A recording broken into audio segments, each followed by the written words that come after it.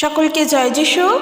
সকলকে স্বাগত এবং ধন্যবাদ জানিয়ে প্রভুর বাক্য নিয়ে চলে আসলাম আরও একটা সুন্দর দিনে।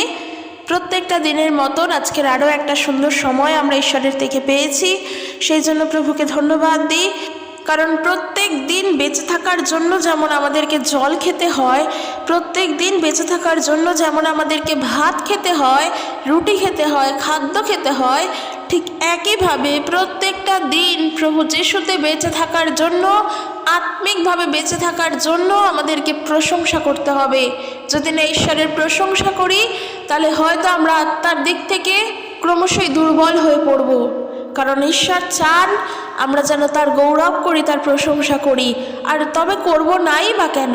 কারণ আমরা তো জানি আমরা যে পৃথিবীতে বাস করছি, এই পৃথিবীকে তিনি গড়ে তুলেছেন প্রত্যেকটা মানুষের, প্রত্যেকটা প্রাণীর বসবাসের জন্য। না হলে একটু চিন্তা করে দেখি, আমরা তো হয়তো মঙ্গল গ্রহে গিয়েও তো বাস করতে পারতাম, আমরা তো চাঁদে গিয়েও বাস করতে পারতাম, এবং আরও অন্যান্য উপগ্রহ গ্রহ রয়েছে বিশ্বব্রহ্মাণ্ডে, সেই সমস্ত গ্রহে তো আমরা থাকতে পারতাম। আমরা কেন পৃথিবীতেই রয়েছি? কারণ আমরা জানি প্রেরিতদের পুস্তক তার 17 অধ্যায় 16 পদ থেকে সাধু পৌল যখন আথিনিতে প্রচার করতে গিয়েছিলেন, প্রভু সুসমাচার নিয়ে গিয়েছিলেন, সেখানে আথিনিবাসীদেরকে তিনি বলেছিলেন যে ঈশ্বর আমাদের এই পৃথিবীকে আমাদের বাসভূমি করে তুলেছেন। অর্থাৎ এই পৃথিবীর সৃষ্টিকর্তা কে? এই পৃথিবীর সৃষ্টিকর্তা ঈশ্বর। এই পৃথিবীতে থাকলে আমাদের যা যা প্রয়োজন সবটা ঈশ্বর দিয়েছেন। অর্থাৎ আমরা ঈশ্বরের পরিকল্পনায় চলছি। এই পৃথিবীকে তিনি দিয়েছেন আমাদের থাকার জন্য। আজকের ভাত রুটি তিনি খেতে দিচ্ছেন, তার পরিকল্পনা আছে সেখানে, যেন আমরা বেঁচে থাকি। আর আমরা বেঁচে থাকলে যেন প্রভুর গৌরব করতে পারি, প্রভুর প্রশংসা করতে পারি। আর যখন ঈশ্বরের দয়ায় আমরা এত কিছু পাই, তখন অবশ্যই আমাদের তার গৌরব করতে হবে। কারণ আমরা কখনোই নিজের হাতে তৈরি করা কোনো একটা ঘর বা কোনো একটা মন্দিরে তো ঈশ্বরের সেবা করতে পারবো না। কারণ বাইবেল বলছে ঈশ্বরের থাকার জন্য কোনো আলাদা কোনো ঘর বা মন্দিরের প্রয়োজন পড়ে না। ইট কাঠ পাথরের তৈরি কোনো ঘরের প্রয়োজন পড়ে না প্রভু যিশুর থাকার বা ঈশ্বরের থাকার জন্য। মানুষের হাতে সেবিতও তিনি হন না। কখনোই আমরা আমাদের হাতের দ্বারা তার সেবা করতে পারি না, কারণ তিনি আমাদের সেবার ঊর্ধ্বে, তিনি অনেক উচ্চস্থানে। আমরা সেবা না করলে যে তার সেবা হবে না এমনটা কিন্তু নয়। কারণ আমরা জানি আমরা চুপ হয়ে গেলে পাথর পর্যন্ত প্রভুর গৌরব করবে, একটা পাথর পর্যন্ত প্রভুর নামের প্রশংসা করবে। তাই জন্য আমাদের উচিত, প্রভু আমাদের থেকে কিচ্ছু চান না, তিনি চান আমরা যেন তার ধন্যবাদ করি, তার প্রশংসা করি। কারণ তিনি একমাত্র যিনি সমস্ত প্রশংসা পাওয়ার যোগ্য। কারণ আমাদের জীবনে যা যা ঘটে যদি আমরা মনে করে করে দেখি না, তাহলে দেখবে সমস্ত কার্যের পিছনে ঈশ্বরের আশীর্বাদ, ঈশ্বরের হাত আছে। আমাদের জীবনে এমনও আছে যেই ঘটনা হয়তো আমরা ঘটিয়েছি এবং আমরা ভুলে গেছি। সেই ঘটনাটা ভালো হোক কি খারাপ হোক, হয়তো সেই ঘটনাটা ভুলে গেছি, আমাদের আর মনেই নেই। কিন্তু ওই ঘটনার পরিপ্রেক্ষিতে যখন ঈশ্বর আমাদের জীবনে কাজ করেন, তখন আমাদের মনে আসে যে আমি ওইটা করেছিলাম বলে আজ আমাকে ঈশ্বর এই ফলটা দিলেন। সেটা ভালো হোক কি খারাপ হোক, ঈশ্বর আমাকে এই জিনিসটা দিলেন, আমি ওইটা করেছিলাম বলে মনে আমাদের আসবে। আমরা ভুলে যাব, কিন্তু প্রভু কোনোদিন আমাদেরকে ভুলবেন না। হয়তো তুমি 10 বছর আগে প্রভুর নাম একজনের কাছে গিয়ে প্রচার করেছিলে, একজনকে গিয়ে বলেছিলে, তারপরে তুমি ভুলে গিয়েছো, তোমার মনে নেই, তুমি একদম ভুলে গিয়েছো। কিন্তু ওই মানুষটি যখন 10 বছর পরে তোমার কাছে এসে বলবে যে আমি আজকের আপনার থেকে প্রভুর নাম জেনেছিলাম, হয়তো তখন তোমার মনে পড়বে যে হ্যাঁ ঠিকই তো, তাকে গিয়ে আমি বলেছিলাম 10 বছর আগে, আমার তো মনে নেই। কিন্তু ঈশ্বর আবার তাকে মনে করিয়ে দিলেন যে হ্যাঁ সে 10 বছর আগে কাজটি করেছিল। তাই আমরা যেটা ভুলে যাই, প্রভুর সেটা মনে থাকে। আর যখন প্রভুর সেটা মনে থাকে, এটা আমরা জানি, তখন অবশ্যই আমাদের দরকার তার নামের গৌরব করা, তার নামের প্রশংসা করা। তাই আমরা আমাদের হাতের দ্বারা তার সেবা করতে পারি না। আমরা কোনো ইট কাঠ পাথরের তৈরি মন্দিরে গিয়ে ঈশ্বরের সেবা করতে পারবো না। কিন্তু আমরা কি করতে পারবো? আমাদের মুখের দ্বারা তার নামের গৌরব করতে পারবো, তার নামের প্রশংসা গান করতে পারবো যে তিনি ধন্য, তিনি ধন্য, পরম আরাধ্য ঈশ্বর আমাদের। আমরা তার উপরে নির্ভর করি। আমাদের উচিত আমরা যেন তার নামের গৌরব করি, আমাদের এই মুখ যেন শুধুমাত্র তার গৌরবের জন্যই ব্যবহৃত হয়। তো বিশ্বাসী বন্ধুরা, আমি প্রত্যেককে ধন্যবাদ জানাই যে আজকের এই সুন্দর সময় আমরা ঈশ্বরের বাক্য শুনছি। তো আজকের যে বিষয় নিয়ে আলোচনা করব তা হলো আমরা প্রভুর কাছে প্রার্থনা করি। এটা মোস্ট ইম্পর্টেন্ট খ্রিস্টীয় জীবনের জন্য প্রার্থনা করা। কারণ তুমি যত প্রার্থনা করবে, যত তুমি ঈশ্বরকে স্মরণ করবে, তাতে প্রার্থনা থাকবে, প্রভুর উপরে নির্ভর করতে তুমি তত শিখবে। তাই প্রত্যেক বিশ্বাসীর জন্য বলছি, সে তুমি নতুন হও কি পুরাতন হও, যেমনই একজন খ্রিস্ট বিশ্বাসী হও না কেন, প্রার্থনা আমাদেরকে করতেই হবে। দিনে যতবার ইচ্ছা, যতবার মন চায়। আজকের হয়তো একটা অস্বস্তি হচ্ছে, একটা কোনো বিশেষ কারণের চিন্তার জন্য খুব অস্বস্তি হচ্ছে, নিজেকে সামলাতে পারছি না, তখন মন চাইছে যেন প্রার্থনা করি। ওই মুহূর্তে উঠে বসে প্রার্থনা করো, নাহলে মনে মনেই প্রার্থনা করো, কিন্তু প্রার্থনা করো, প্রভুর কাছে জানাও। তাই আমাদের যেটা প্রয়োজন আজকের আমি বলতে চাই যে এই যে প্রার্থনা করব, যখনই যেমনই চিন্তা আসুক প্রার্থনা করব, প্রার্থনাটা আমরা করব কিভাবে আমরা প্রার্থনা করব। কারণ প্রভু যিশুর কাছে প্রার্থনা করা মানে সাধারণ মানুষের কাছে প্রার্থনা করা নয়। প্রভু যিশুর কাছে প্রার্থনা করা মানে মন্ত্র উচ্চারণ করা নয় যে যখন তখন যা খুশি মন্ত্র বলে দিলাম। প্রার্থনা করব কি করে, তার জন্য আজকে আমরা শিখব। আমি অনেকগুলো জায়গার থেকে বলবো, আমি অনেকগুলো বিষয় নিয়ে বলবো যে আমাদের উচিত নিজেদের প্রার্থনা করার সময় এই সমস্ত বাক্যগুলো বলা, ঈশ্বরের কাছে বলা। কারণ আমাদেরকে শিখতে হবে বাক্যের দ্বারা প্রার্থনা করা।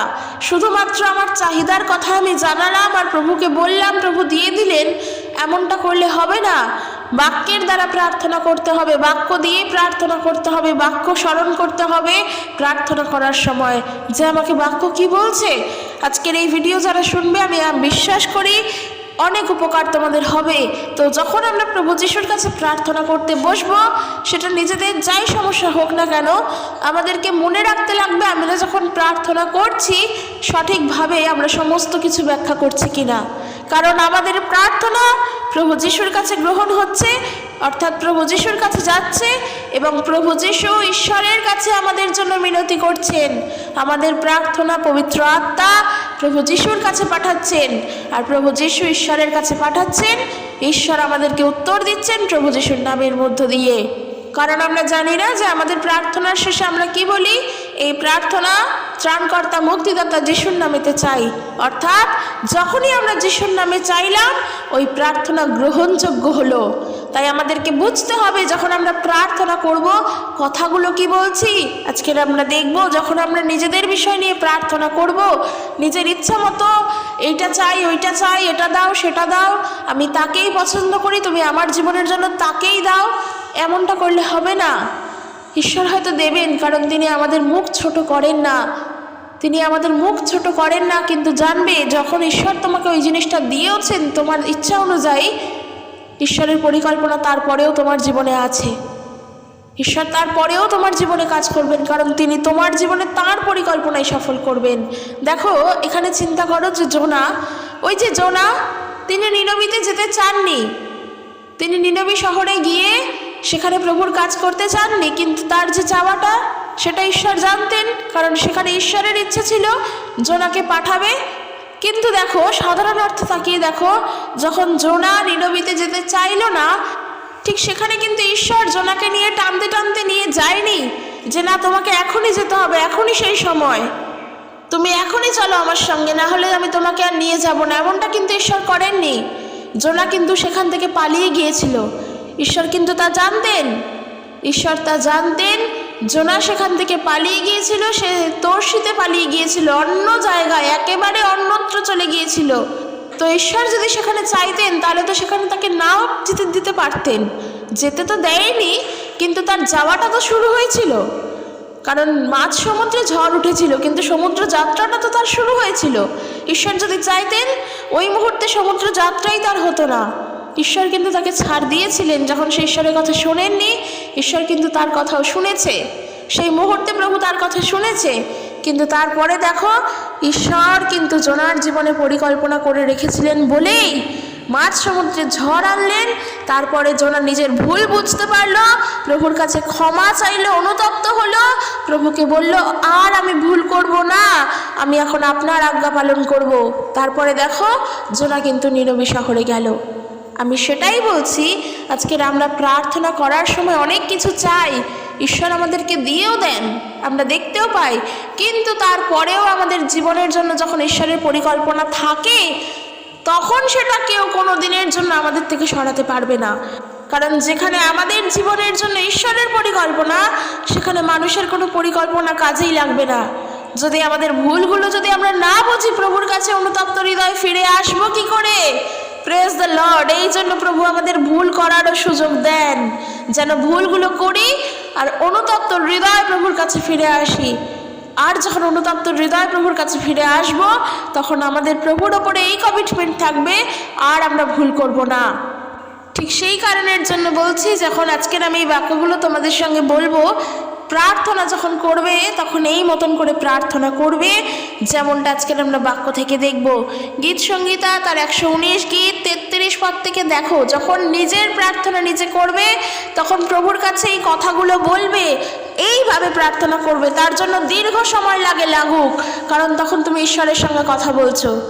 ঈশ্বরের সঙ্গে যখন কথা বলবে তখন সময় হয়তো পেরিয়েও যাবে, তাও মনে হবে কথা আমার শেষ হলো না, আমি আরও বলি।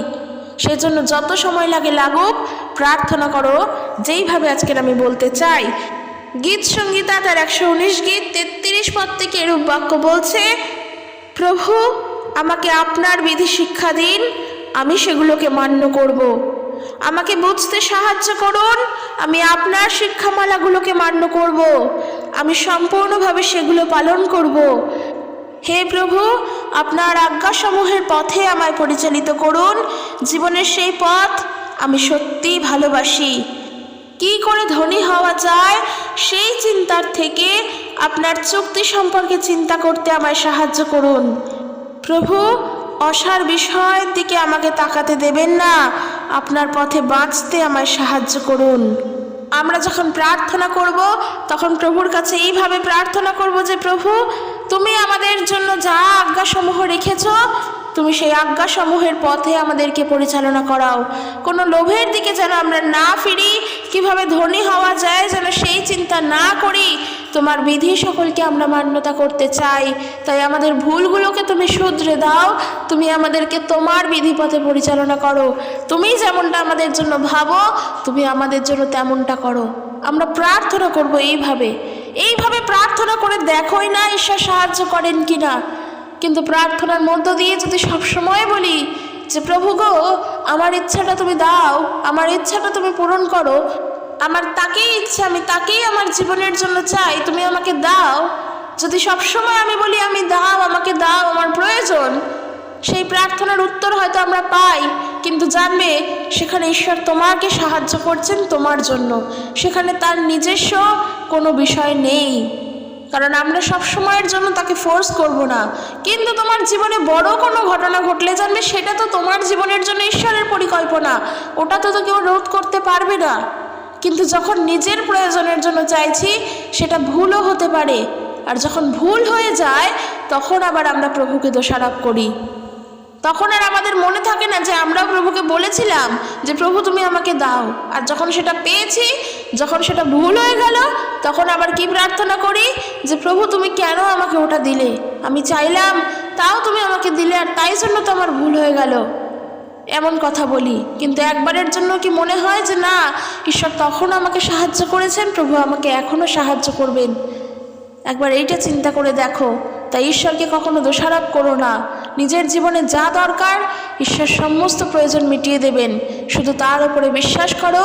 আর প্রার্থনা করার সময় এই মতো প্রার্থনা করো যে, প্রভু তোমার আজ্ঞাসমূহের পথ আমাকে প্রদর্শন করাও, তোমার আজ্ঞাসমূহের পথে আমি চলতে চাই, তোমার বিধি সকল পথে আমি হাঁটতে চাই, তোমার বিধির পথে আমাকে হাঁটাও, কারণ আমি ওখানেই প্রীত। আমি তোমার পথকে ভালোবাসি, তোমার পথ আমাকে সরল করুক। এইভাবে প্রার্থনা করো। আমরা আরও দেখব গীত সংহিতা তার 26 গীত, সেখানে দেখো, সেখানে আমরা এই মতন প্রার্থনা করব। দাউদের একটি গীতে তিনি কি সুন্দর ব্যাখ্যা করছেন, প্রভু আমার বিচার করুন, আমি যে সৎ পথে জীবনযাপন করেছি তা প্রমাণ করে দিন। আমি কখনো প্রভুতে আস্থা রাখা থেকে বিরত হইনি। প্রার্থনা করো। এইভাবে প্রার্থনা করো। যখন নিজের জন্য প্রার্থনা করছো তখন প্রভুর কাছে এই বাক্য বলো, প্রভু আমায় পরীক্ষা করুন, আমার হৃদয় ও মনকে খুব ভালোভাবে দেখুন। আমি সর্বদাই আপনার কোমল ভালোবাসা দেখতে পাই, আপনার সত্যে আমি বাঁচি। যখন প্রার্থনা করবে, প্রার্থনাতে প্রভুর কাছে বলো, আমার হৃদয়কে আপনি পরীক্ষা করে দেখুন, আমার মনকে আপনি পরীক্ষা করে দেখুন। যখন নিজের জন্য প্রার্থনা আমরা করি, এইভাবে প্রার্থনা করব। নিজের জন্য সবসময় নিজের চাহিদার কথাগুলো জানালে আমরা প্রার্থনা করা হয় না। যখন নিজের জন্য প্রার্থনা করব, আমরা এই মতন করে প্রার্থনা করব, যেমনটা আমরা বাক্য থেকে এখন পড়ছি। আমরা এই মতন প্রার্থনা করব। যোহন তার 14 অধ্যায় 1 পদ, প্রভু যিশু বলছেন, তোমাদের হৃদয় উদ্বিগ্ন না হোক, ঈশ্বরে বিশ্বাস করো, আমাতেও বিশ্বাস করো। যখন প্রার্থনা করব, সম্পূর্ণ বিশ্বাস প্রভুর ওপরে রেখেই আমরা প্রার্থনা করব। নিজেদের মনকে দোলাচল করে, নিজেদের হৃদয়কে উদ্বিগ্ন করে সেই প্রার্থনা করলে কখনো সেই প্রার্থনায় আমরা শান্তি পাবো না। কিন্তু যদি সম্পূর্ণ ভার কি হবে না হবে সবটা প্রভুর ওপরে ছেড়ে দিয়েই যদি প্রার্থনা করি, তাহলে ঈশ্বরকে বিশ্বাস করো, সেই প্রার্থনার উত্তরও তুমি পাবে। এরপর আমরা দেখব হিতোপদেশ তার 3 অধ্যায় 5 পদ থেকে বলছে, ঈশ্বরকে পরিপূর্ণভাবে বিশ্বাস করো, নিজের জ্ঞানের ওপরে নির্ভর করো না। তুমি যা কিছু করবে তাতে সর্বদা ঈশ্বরকে এবং তার ইচ্ছাকে স্মরণ করবে, তাহলেই তিনি তোমাকে সাহায্য করবেন। নিজের বুদ্ধি বিবেচনার উপরে নির্ভর করো না, ঈশ্বরকে ভক্তি করো এবং পাপ করা থেকে দূরে থাকো। সত্যিই তাই, যখন আমরা যা কিছু করব, প্রার্থনা করি বা প্রভুর পথে চলি, জীবনে যা কিছু করি, যেন আমরা কোনোভাবে নিজের জ্ঞানের উপরে নির্ভর না করি। কারণ বাক্য বলছে, ঈশ্বরকে পরিপূর্ণভাবে বিশ্বাস করো, নিজের জ্ঞানের উপরে নির্ভর করো না। তুমি যা কিছু করবে তাতে সর্বদা ঈশ্বরকে এবং তার ইচ্ছাকে স্মরণ করে করবে। ওই যে বললাম না, বাক্য শিক্ষা দিচ্ছে, এগুলো আমি শিক্ষা দিচ্ছি না, বাইবেল বলছে। যখন আমরা প্রার্থনা করব, তখন আমরা প্রভুর কাছে নিজের ইচ্ছাটাই বলছি, যে প্রভু আমার এখন এটাই চাহিদা, তুমি আমাকে এটাই দাও। কিন্তু বিশ্বাস করো, আমি তো বলছি প্রভু দেন, প্রভু যে দেন না তা নয়, প্রভু দেন। কিন্তু যখন প্রভু দিচ্ছেন, তারপরে যদি সেটার জন্য ভুল হয়ে যায়, যেন তখন আমরা ঈশ্বরকে দোষারোপ না করি। তাই জন্য কি দরকার? তাই জন্য দরকার, আমরা যখন প্রার্থনা করছি, আমরা যখন প্রভুর ওপরে নির্ভর করছি, যখন নিজের জীবনটাকে সম্পূর্ণ প্রভুর হস্তে রেখে দিচ্ছি, তখন আমাদের প্রার্থনা করা দরকার যেন ঈশ্বর যা চান আমাদের জন্য ঈশ্বরের যা ইচ্ছা প্রভু তাই করবেন। খালি এই বিশ্বাসটা রাখো, প্রভু তোমার জন্য যেটা করবেন সেটা তোমার জীবনের জন্য বেস্ট হবে। কিন্তু তারপরেও দেখবে কিছু কিছু সময় আমাদের এরকমটা হয়, আমাদের হৃদয় থেকে যেন একটা আশ্বাস আসে যে আমার জীবনের জন্য ভালো হবে। সত্যি এটা আমাদের প্রত্যেকের হৃদয় থেকে এই আশ্বাসটা আসে যে আমি যেটা করছি, আশা করি প্রভু আমার জন্য এটা ভালোই করবেন। এই সান্ত্বনাটা আমরা পাই। তাই যখন প্রার্থনা করবে, খুব ভালোভাবে, খুব চিন্তা ভাবনা করে প্রার্থনা করা উচিত। এমন নয় যে আমি প্রার্থনা করে বলে গেলাম, গড়গড় করে বলে গেলাম, আর সেই কথা প্রভু শুনলেন না। মন্ত্র উচ্চারণ করা নয় যে যখন তখন যা খুশি মন্ত্র বললাম, একটা বললেই হলো। একই তো, সবারই তো মন্ত্র এক, সেই ঘুরে ফিরে একটাই আসছে, সবাই এমন কথা বলে, তাই না? কিন্তু প্রভু যিশুর কাছে প্রার্থনা করার বিষয়টা এমন নয়। প্রার্থনা করবে, খুব চিন্তা ভাবনা করে প্রার্থনা করতে হয়। বিশেষ করে যখন আমরা নিজেদের জন্য প্রার্থনা করছি, নিজেদের জন্য যখন কিছু চাইছি, তখন তো অবশ্যই আমাদেরকে চিন্তা ভাবনা করে প্রার্থনা করতে হবে। কারণ এই হিতোপদেশ তার 3 অধ্যায় 7 পদে বলছে কি, নিজের বুদ্ধি বিবেচনার উপরে নির্ভর করো না, ঈশ্বরকে ভক্তি করো এবং পাপ করা থেকে দূরে থাকো। নিজের বুদ্ধি, আমাদের এত বুদ্ধি নেই যে নিজের বুদ্ধির ওপরে বিবেচনা করতে পারবো, নির্ভর করতে পারবো। ঈশ্বরের ওপরে নির্ভর করো, ঈশ্বরের বুদ্ধি বিবেচনার উপরে নির্ভর করো। তিনি যেমনটা চান, তিনি আমাদের জন্য তেমনটাই করবেন, শুধু তার উপরে ভরসা রাখো। তাই যখন প্রার্থনা করছো, প্রভুর কাছে একটাই প্রার্থনা করো, যেমন আজকের বাক্যগুলো বললাম, সেই বাক্যগুলোকে শুনে প্রার্থনা করো। সেই বাক্যগুলোকে প্রয়োজন পড়লে মুখস্থ করে নাও। যখন প্রার্থনা করবে তখন সত্যভাবে বাক্যের দ্বারা প্রার্থনা করো। তখন প্রার্থনা করে বলো যে প্রভু, আমি জানি না আমার জীবনে কিছু হবে কি না, আমি জানি না আমার জীবনে কি হবে, আমার ভবিষ্যৎ জীবন কোথায় যাবে, আমি কার উপরে নির্ভর করব, আমি কিচ্ছু জানি না। খালি আমি এটা জানি, আমি তোমার কাছে প্রার্থনা করছি, তুমি আমার প্রার্থনা শুনবে। আমি শুধু এটা জানি, আমার প্রার্থনার উত্তর তুমি দেবে, কারণ আমি বিশ্বাস সহকারে প্রার্থনা করি। আমি যেটা প্রার্থনা করি সেই প্রার্থনা তুমি গ্রহণ করো। তার কারণ আমার প্রার্থনার সময় সম্পূর্ণ বিশ্বাস আমার তোমার উপরে থাকে। যখন প্রার্থনা করো তখন প্রভুর নামের প্রশংসা করো, কারণ গীত সংগীতা তার 112 গীত 1 পদ বলছে কি, প্রভুর প্রশংসা করো। সেই ব্যক্তি যে প্রভুকে ভয় করে ও শ্রদ্ধা করে সে খুব সুখী হবে। সেই ব্যক্তি ঈশ্বরের আজ্ঞা পছন্দ করে।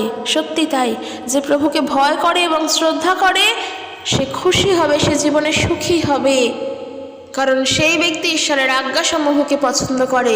তাই আমাদের প্রার্থনা করার সময় আমাদের মাথায় রাখতে হবে ঈশ্বরের আজ্ঞা আমাদেরকে কি বলছে, আমরা যেন প্রভুর আজ্ঞা সকল পালন করে চলতে পারি। প্রভুর বাক্য আমাদেরকে বলছে আমরা যেন তার উপরে নির্ভর করি, তার উপরে ভরসা রাখি, নিজের জ্ঞানের দ্বারা, নিজের বিচারবোধের দ্বারা যেন না চলি, প্রভুর ওপরে বিশ্বাস করে যেন চলতে পারি। জীবনের প্রত্যেকটা সমস্যা বলো, জীবনের প্রত্যেকটা মুহূর্ত বলো, জীবনের যাই বলো না কেন, যদি ভুল করেও ফেললি না, যদি ভুল আমাদের দ্বারা হয়েও যায়, সেটা যখন আমরা পরে বুঝতে পারি যে ওই কাজটা করা আমাদের জন্য ভুল হয়েছিল, ঠিক হয়নি, তখন কি উচিত জানো? তখন উচিত যখন তুমি বুঝলে তোমার ভুল হয়েছিল ঠিক সেই সময় বসে প্রার্থনা করা আর প্রভুর কাছে ক্ষমা চাওয়া, যেন আর ওই ভুল ভবিষ্যতে না হয়। যদি আমাদের ভুলটা বুঝতে পেরে প্রভুর কাছে স্বীকার করি যে প্রভু তুমি আমার ভুলটাকে ক্ষমা করো, আমি বুঝতে পেরেছি ওটা আমার ভুল ছিল, আমি এটা বুঝতে পেরেছি, আমার ওই ভুলটার থেকে যেন আমি বেরিয়ে আসি, তার জন্যই তুমি আমাকে সাহায্য করেছো, তাই জন্যই তুমি আমাকে বুঝিয়েছো যে ওটা আমার ঠিক নয়, ওটা আমার ভুল। আমি তাই তোমার কাছে প্রার্থনা করি তুমি আমাকে রক্ষা করো, তুমি আমাকে আশীর্বাদ করো, আমি যেন আর ওই ভুল না করি। তুমি শুধু আমার কাজটাকে সঠিক করে দাও, তুমি আমাকে আশীর্বাদ করো। প্রার্থনা করো এইভাবে, প্রভুর আজ্ঞায় যেন পূর্ণ হতে পারি আমরা। কারণ প্রভুর বাক্য বলছে কি, গীত সংগীতা তার 119 গীত যদি আমরা 1 পদ 2 পদ দেখি, সেখানে প্রভুর বাক্য বলছে, সেই সব লোক যারা সৎ ও শুদ্ধ জীবনযাপন করে তারা সুখী। ওই সব লোক প্রভুর শিক্ষামালাকে অনুসরণ করে, যারা প্রভুর চুক্তি মানে তারা সুখী, তারা সর্বান্তকরণ দিয়ে প্রভুকে মানে। ওই সব লোক কোনো মন্দ কাজ করে না, ওরা প্রভুকে জানে। প্রভু আপনি আমাদের আজ্ঞা দিয়েছেন এবং আপনি আমাদের ওই আজ্ঞাসমূহ পুরোপুরি মানতে বলেছেন। প্রভু সব সময় আমি যদি আপনার বিধি মানি, তাহলে আমি যখন আপনার আদেশগুলো নিয়ে চিন্তা করব তখন আমি লজ্জিত হব না। ঠিক, একদম ঠিক। যদি আমরা সব সময় ঈশ্বরের আজ্ঞাগুলোকে চিন্তা করি, আজ্ঞাগুলোকে পূর্ণতা দিই, যদি আমরা সব সময় ঈশ্বরের আজ্ঞাগুলোকে মেনে চলি, তাহলে ঈশ্বর আমাদের জন্য কি কি আদেশ দিয়েছেন, ঈশ্বর আমাদের জন্য কি কি চান, যখন আমরা এইগুলো নিয়ে চিন্তা করব তখন আমরা লজ্জিত হব না। কেন লজ্জিত হব না? কারণ আমি তো ঈশ্বরের আজ্ঞাসমূহ পালন করছি। তিনি আমাকে বলছেন পাপ করা থেকে দূরে থাকো। যখন আমি পাপ করব না, তখনই আমরা মনে করব যে ঠিক তো প্রভু, আমি তোমার আজ্ঞাকে মান্যতা দিয়েছি, তাই আজ আমি পাপ করিনি। আমি পাপ করেছিলাম, আমি নিজের পাপের জন্য তোমার কাছে ক্ষমা চেয়েছি, তুমি ক্ষমা করেছো, তাই আর আজ আমি পাপ করব না। তখন মোটেই আমরা লজ্জিত হব না। তাই 7 পদ থেকে বাক্য কি বলছে, যে তাহলে আমি প্রকৃতই আপনাকে সম্মান করতে পারবো যখন আমি আপনার ন্যায্য বিধিগুলো সমীক্ষা করব। প্রভু আমি আপনার আজ্ঞাগুলো পালন করব, তাই আমাকে ছেড়ে যাবেন না। প্রার্থনার শেষে যেন এটা আমাদেরকে বলতেই হবে যে প্রভু তুমি আমাকে সাহায্য করো, আমি তোমার বিধি পালন করব, আমি তোমার আজ্ঞা পালন করব, আমি তোমার কথা শুনে চলবো, তাই তুমি আমাকে ছেড়ে যেও না। প্রার্থনা করতে হবে, কারণ আমরা যখন বলছি না যে প্রভু তোমার আজ্ঞা পালন করব, এই কথাটা বলার মানে হচ্ছে আমরা তখন প্রভুর কাছে কথা দিচ্ছি, তখন আমরা প্রভুর কাছে প্রতিজ্ঞাবদ্ধ থাকছি যে আমি তোমার আজ্ঞাই পালন করব, আমি আর অন্য কারোর রব শুনবো না, আমি তোমার কথাই শুনবো। আমার মধ্যে দিয়ে তুমি যেভাবে তোমার বুদ্ধি দ্বারা পরিচালনা করতে চাও, তুমি আমার মধ্যে দিয়ে তুমি সেইভাবে কাজ করো। আমি তোমার উপরে নির্ভর করছি, সব চিন্তার ভার আমি তোমার উপরে রাখলাম। যেমনটা বাক্য বলছে 1 পিতর তার 5 অধ্যায় 7 পদ, তোমাদের সমস্ত চিন্তা ভাবনার ভার তাহার উপরে ফেলিয়ে দাও, কারণ তিনি তোমাদের জন্য চিন্তা করেন। আমরা তো জানি যখন আমাদের প্রার্থনা আমরা শেষে প্রভুর নামেতে সেই প্রার্থনা চাই, তখন সেই প্রার্থনা ঈশ্বরের কাছে গ্রহণযোগ্য হয়।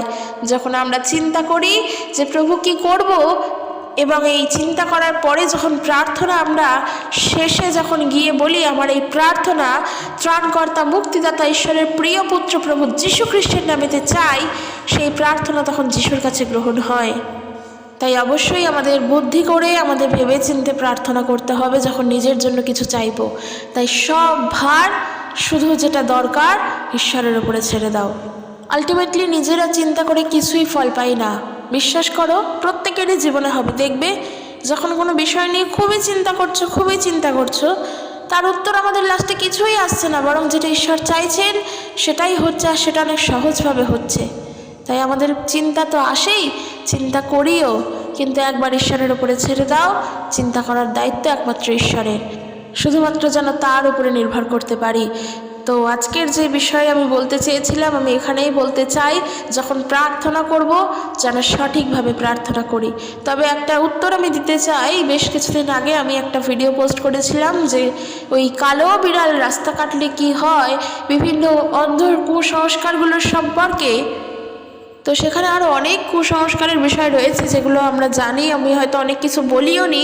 তো একজন কমেন্ট করেছিলে যে এক চোখ দেখালে কি হয়।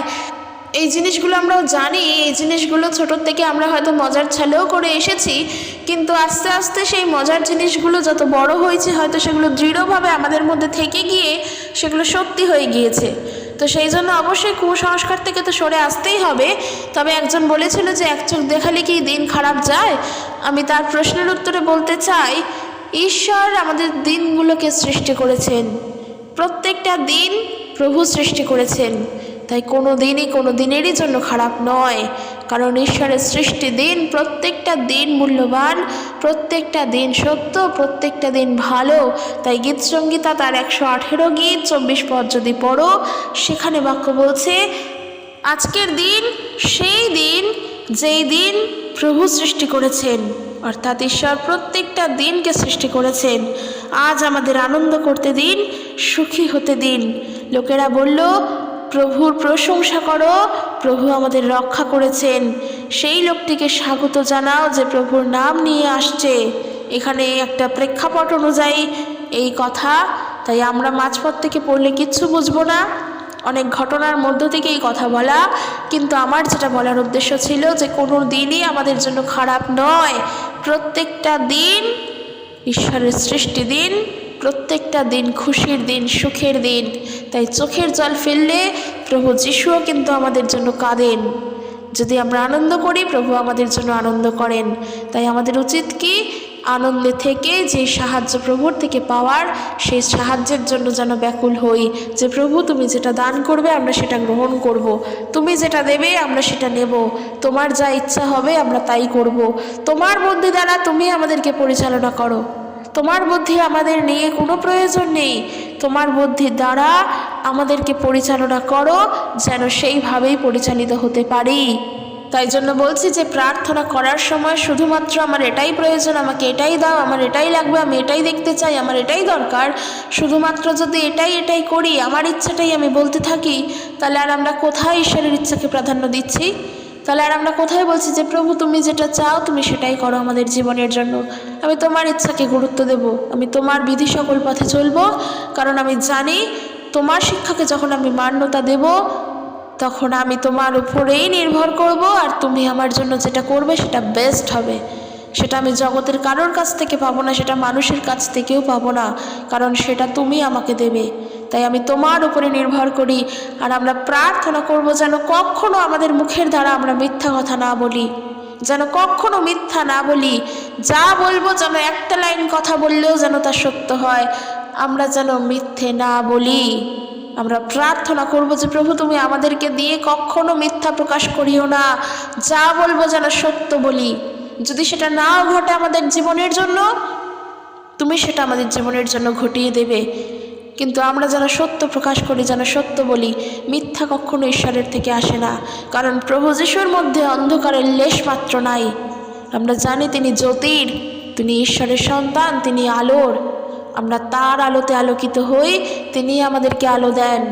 তাই আমাদের উচিত তার সন্তান হয়ে, তার আলোয় আলোকিত হয়ে, তার মতন করে যেন আমরাও পবিত্রভাবে চলি, সত্যের দ্বারা চলি। তাই জন্য প্রার্থনা করো যে প্রভু, কখনো তুমি মিথ্যা প্রকাশ আমাদেরকে দিয়ে করিও না, যেন সত্য প্রকাশ করতে পারি।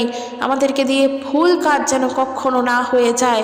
যদি নিজের জন্য ভুল হয়, তবে সেই ভুলের ক্ষমাও তুমি করো, তোমার পথ সকলে আমাদেরকে প্রদর্শন করিও। এইভাবে প্রার্থনা করো, এইভাবে নিজেদের জন্য প্রার্থনা করতে হয়। আজকের যে বিষয়গুলো বললাম, প্রয়োজন পড়লে বাইবেল খুলে সেগুলোকে বইয়ের মধ্যে দাগিয়ে নাও, খাতায় লিখে নাও এবং সেই মতন করে প্রার্থনা করো। বাক্য বলার সময় বাক্য মুখস্থ করে নাও। এইভাবে চলতে সাহায্য করবে ঈশ্বর। প্রভুর বাক্য সকলকে মান্যতা দিয়ে চলো, প্রভুর বাক্য সকলকে শুনে চলো, প্রভুর ইচ্ছা সকলকে প্রাধান্য দিয়ে চলো। কারণ আমাদের জীবনের প্রত্যেকটা কার্য ঈশ্বর করেন। কারণ আমরা জানি যোহন লিখিত সুসমাচার তার 15 অধ্যায় প্রভু যীশু বলছেন কি, আমি প্রকৃত আঙ্গুরলতা আর আমার পিতা আঙ্গুর ক্ষেত্রের প্রকৃত কৃষক। আমার যে শাখাতে ফল ধরে না, তিনি তা কেটে ফেলেন, আর যে শাখাতে ফল ধরে তাতে আরও বেশি করে ফল ধরার জন্য তিনি তা ছেঁটে পরিষ্কার করে দেন। আমি তোমাদের যে শিক্ষা দিয়েছি তার ফলে তোমরা এখন সূচি হয়েছ। তোমরা আমার সঙ্গে সংযুক্ত থাকো আর আমিও তোমাদের সঙ্গে সংযুক্ত থাকব। শাখা যেমন আঙ্গুরলতার সঙ্গে সংযুক্ত না থাকলে ফল ধরতে পারে না, তেমনি তোমরাও আমার সঙ্গে সংযুক্ত না থাকলে ফলবন্ত হতে পারবে না। আমি আঙ্গুরলতা আর তোমরা শাখা।